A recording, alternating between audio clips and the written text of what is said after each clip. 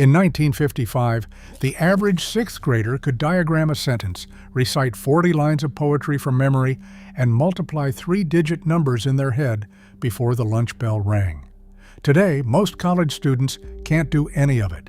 Number 14 on this list was once required to pass the 8th grade, and it has vanished so completely that young teachers have never even heard of it. And number 3, researchers now say the skill it taught actually changes the way your brain stores information. These subjects were not dropped because they were useless. They were dropped because they were hard, slow to teach, and inconvenient in an age of machines. But here is the uncomfortable truth. The kids who learned them could do things we simply cannot. Before we start, hit that subscribe button. Let's count down the 25 questions from forgotten 1950s school subjects. Number 25, penmanship. Reproduce a capital Q in one continuous stroke, keeping every letter at a 15-degree slant. That was a real exam question, and children as young as 7 were graded on it. This was the age of the Palmer method, taught with steel nib pens dipped in inkwells set into the corner of every wooden desk. Students drilled ovals and push-pulls across the page, hundreds of them, until the motion came from the shoulder and the forearm, not the fingers. A.N. Palmer's system was designed to produce clerks who could write legibly and quickly for 8 hours straight. By 1955, penmanship carried its own letter grade on the report card, and a sloppy hand could hold a bright student back. The scratch of the nib, the smell of the ink, the pride of a perfect page. All of it disappeared when ballpoint pens and typewriters made beautiful handwriting look like a waste of time. Number 24, nature study. Identify this tree from a single leaf, name its bark, and state the month it drops its seed. In the 1950s, science for younger children often meant walking out the schoolhouse door and into the woods. Nature study asked students to keep field notebooks, press leaves between wax paper, and learn the difference between an oak and a hickory at a glance. Teachers carried mounted specimens and expected children to know which birds nested locally and which berries were safe. The subject grew out of a belief that a person should be able to read the living world around them the way they read a book. When classroom science shifted toward textbooks, labs, and standardized tests, nature study quietly closed its notebook. Today, most graduates cannot name 5 trees in their own backyard, a small loss that would have shocked their grandparents. Number 23. Elocution. Recite the charge of the Light Brigade from memory, with correct pauses, breath control, and gesture. Elocution was the art of speaking aloud with force and grace, and it filled classrooms with the sound of children projecting to the back wall. Students practiced vowels, consonants, and pacing, then stood and delivered long passages of poetry and famous speeches. The goal was a citizen who could stand up in a town meeting, a courtroom, or a church and be understood without a microphone. Teachers corrected mumbling on the spot and drilled clarity until it became habit. Recitation Fridays were a fixture, half performance and half ordeal. As radio, television, and later the microphone made carrying a room seem old-fashioned, elocution faded, and with it went a generation's easy comfort with public speaking. Number 22, practical geography. Name in order the rivers a barge would travel to carry coal from Pittsburgh to New Orleans. Geography in the 1950s was not a slideshow. It was memory work with a blank map and a sharpened pencil.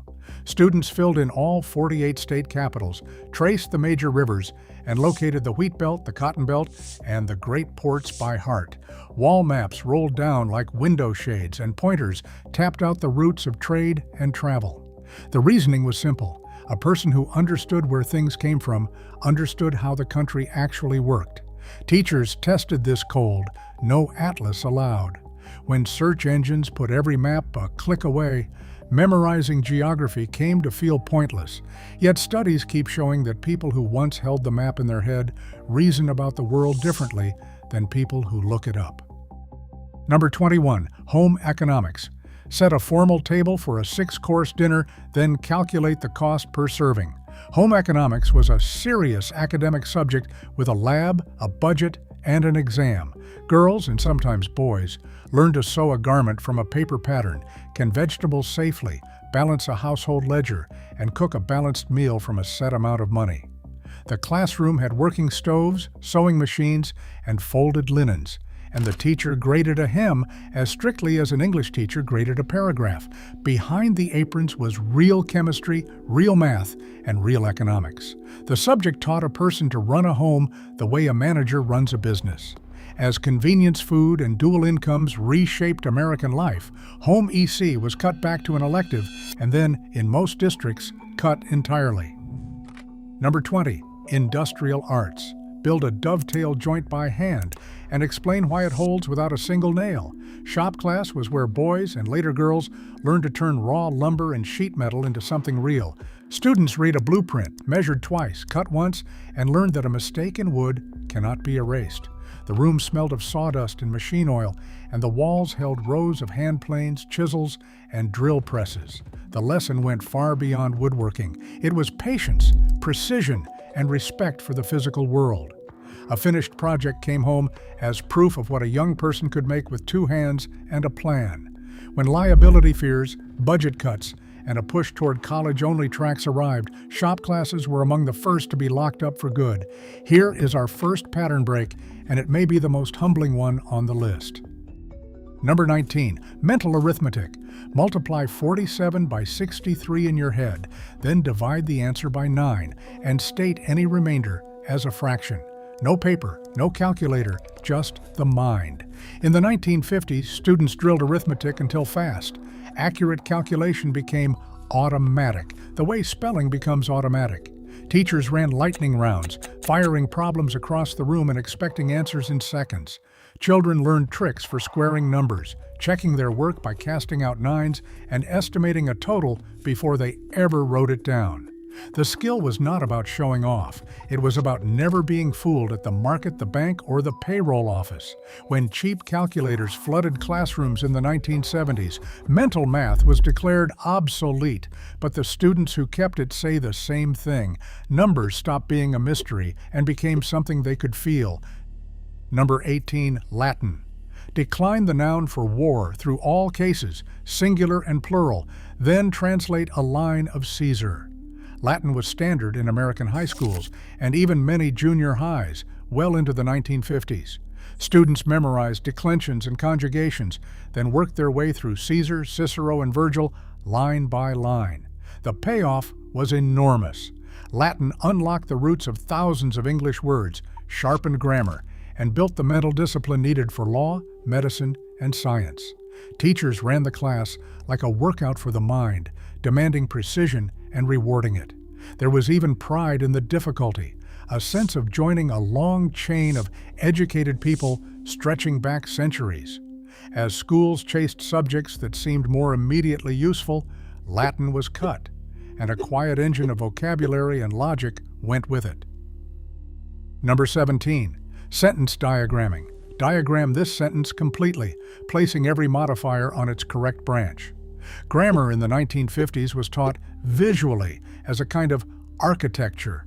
Students drew a horizontal line for the subject and verb, then hung the adjectives, adverbs, and clauses off angled lines beneath until the whole sentence stood revealed like a blueprint of a building. Done right, a diagram showed exactly how every word did its job. The board would fill with these branching structures, and a strong student could diagram a paragraph of Dickens without a stumble. The method forced clear thinking about how language actually works. As teaching styles moved toward reading for meaning and away from formal structure, diagramming was dismissed as dry and mechanical. Yet many writers who learned it swear it is the reason they can build a complex sentence and know it will hold. Number 16. Bookkeeping. Post these 10 transactions to a double-entry ledger, then prove the book's balance to the penny. Long before spreadsheets, high school students learned to keep books by hand. Bookkeeping taught the double-entry system where every debit meets a credit and the columns must agree exactly, or the work starts over. Students ruled their own ledger pages, wrote in careful ink, and hunted down a single misplaced figure that threw off the balance. The subject produced graduates who could walk into a business and immediately understand its money. It also taught something deeper, that honesty and accuracy are the same thing when it comes to accounts. As software swallowed the mechanics, schools stopped teaching the logic behind them. Now many adults run entire households and small businesses without ever learning the simple, powerful idea that everything has to balance. Number 15. Music appreciation and sight singing.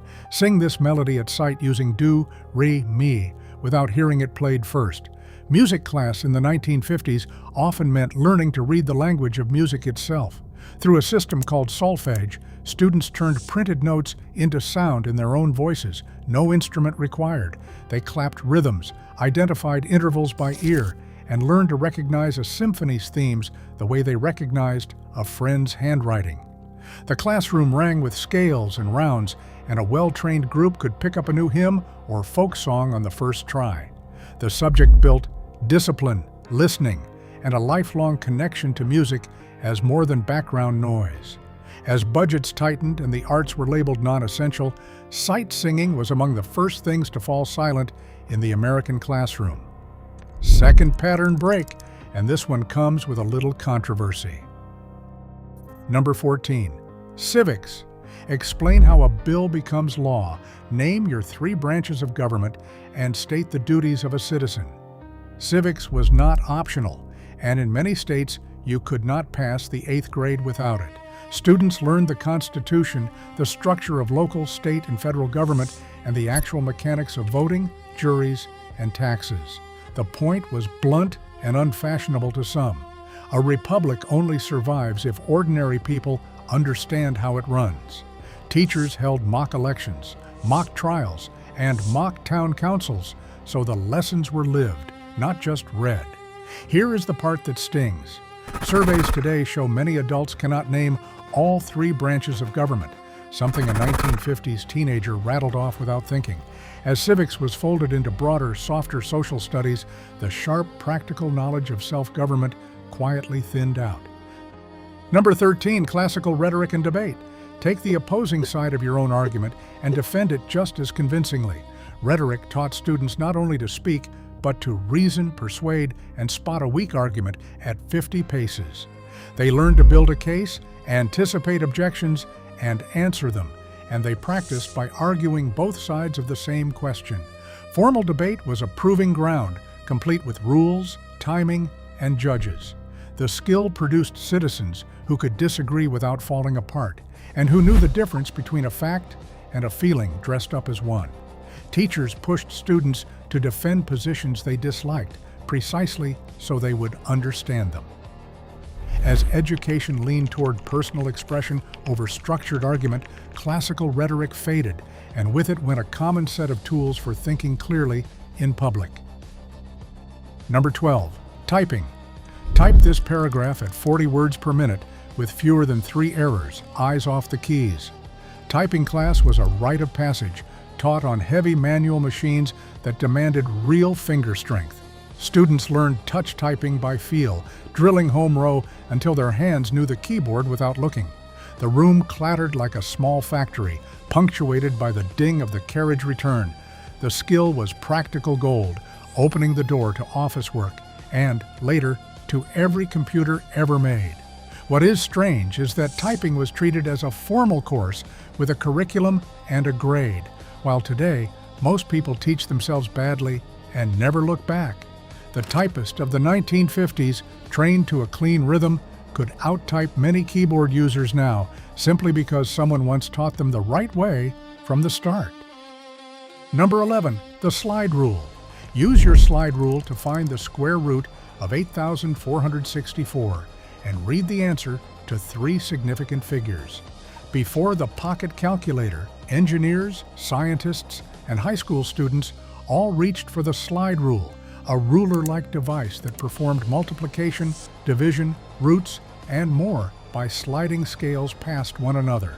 Learning it required understanding logarithms, so the tool taught the math even as it did the math. Students carried them in leather cases, clipped to their belts like badges of competence. A skilled user could solve complex problems astonishingly fast, and the rockets of the early space program were designed with them. When the electronic calculator arrived in the 1970s, the slide rule became obsolete almost overnight. An entire way of thinking about numbers, tactile and visual, vanished within a single school year. Number 10. Recitation and memory work.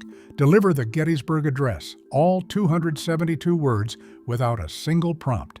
Memorization was a pillar of 1950s education, and children carried whole poems, speeches, and passages of scripture in their heads. The belief was that great language, once memorized, becomes part of you and shapes how you think and speak for life. Students stood and recited, and the whole class learned the same pieces together, building a shared library of words. It trained focus, discipline, and the ear for rhythm and beauty in language. Critics later called it rote and empty, and memory work was pushed aside in favor of understanding over recall.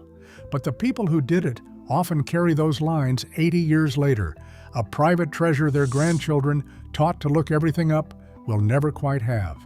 Third pattern break, and this one still divides people who lived through it. Number 9. Civil defense.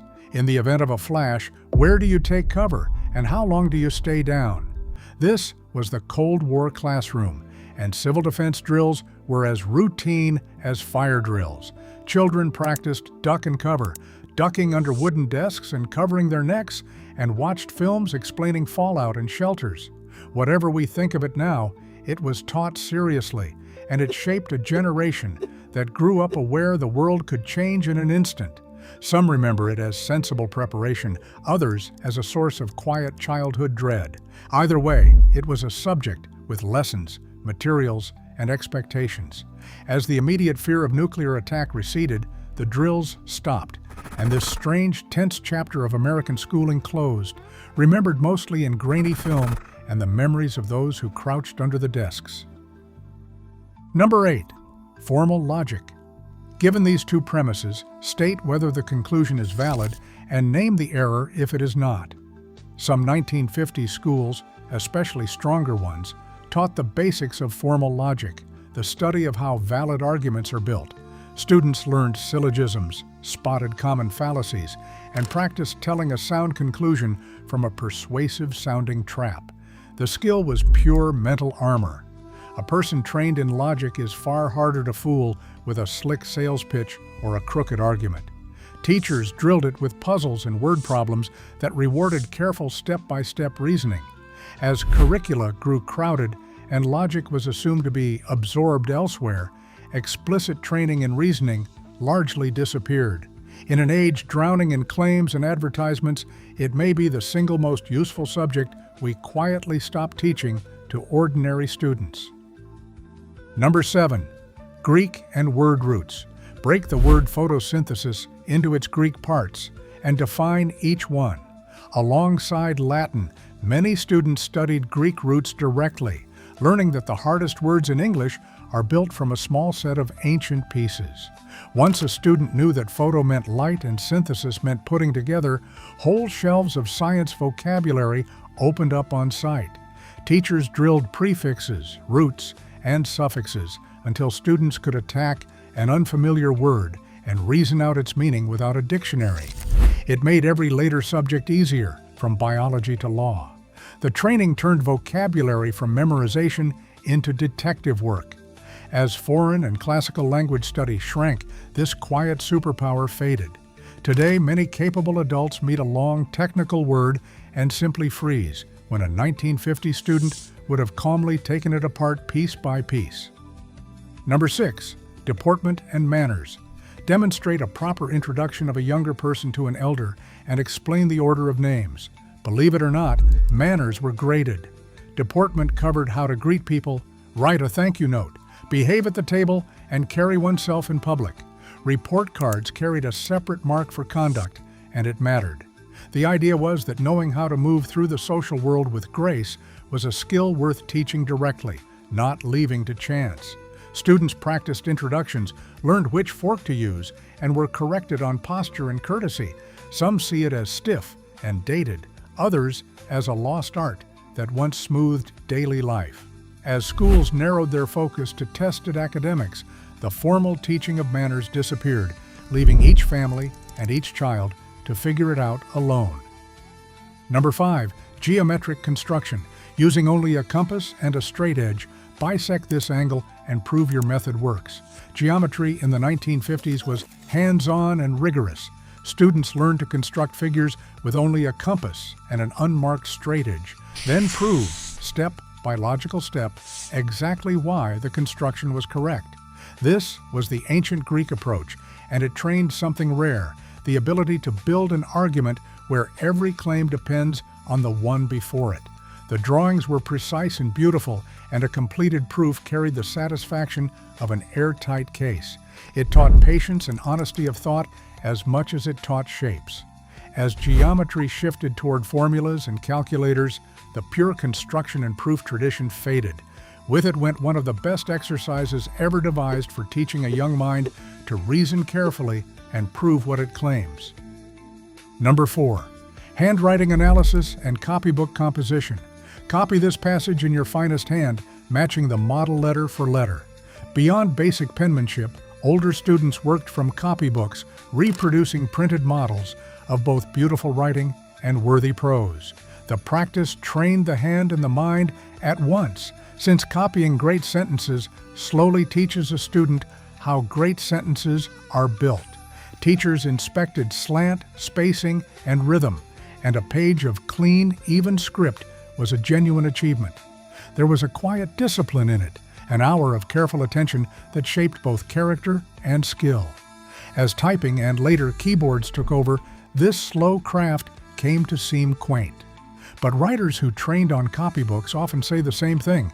Copying the masters by hand taught them more about style than any lecture ever could. Fourth and final pattern break, and it is one almost no student meets anymore. Number 3. Cursive writing. Write the full alphabet in cursive, joined and slanted. Then sign your name 3 times identically. Here is the subject researchers now defend most fiercely. Cursive was once universal, taught for years until every student could write quickly in a flowing, connected hand. Then it was dropped from many curricula as keyboards took over, and a strange thing happened. Brain researchers found that writing by hand, especially in cursive, activates parts of the mind that typing does not, strengthening memory, spelling, and the very ability to compose thoughts. Students who write by hand tend to remember more and understand more deeply. In other words, we cut a subject just as science began to prove its hidden value. Many young adults now cannot read their own grandparents' letters or sign a legal document, skills that were simply assumed a single generation ago. Number 2, general science and natural philosophy. Explain from first principles why a lever lets one person lift a great weight. Before science splintered into separate subjects, students studied it as one connected whole. General science, sometimes still called natural philosophy in the older books, tied together simple machines, weather, the human body, electricity, and the stars into a single story of how the world works. The emphasis was on understanding the reasons behind things, not memorizing lists. Students built simple pulleys, watched demonstrations, and learned to reason from a principle to a prediction. It produced people who felt at home explaining everyday phenomena from a rainbow to a seesaw. As science education professionalized and divided into specialized tracks, this broad, curious first principles approach faded, and with it went a certain confident, everyday grasp of how ordinary things actually function. And finally, in first place, number 1, the McGuffey reader tradition. Read this passage aloud, then state the moral lesson it teaches. For a century, American children learned to read from graded readers in the McGuffey tradition, and their spirit lingered well into the 1950s. These books did far more than teach letters and sounds. Each lesson paired reading practice with a story carrying a clear moral about honesty, courage, hard work, or kindness. Students read aloud, discussed the lesson, and often copied a line to keep. Reading and character were taught as one subject, deliberately woven together. Whatever a person thinks of the specific values, the method treated learning to read as learning how to live. As education moved toward neutral, skills-only instruction, this fusion of literacy and moral teaching was set aside. It remains the clearest example of how much the very purpose of the classroom has quietly changed. Here is my challenge to you. Pick one of these and try it this week. Multiply 2 numbers in your head with no phone. Memorize the Gettysburg Address. Write a full page in cursive. Then tell me in the comments whether it felt useless or whether you understand a little better what these students could do. Because these were not just old subjects. They were a whole way of training the mind that we traded away for speed and machines, often without noticing what we lost. Your grandparents learned this. Now you know what they knew.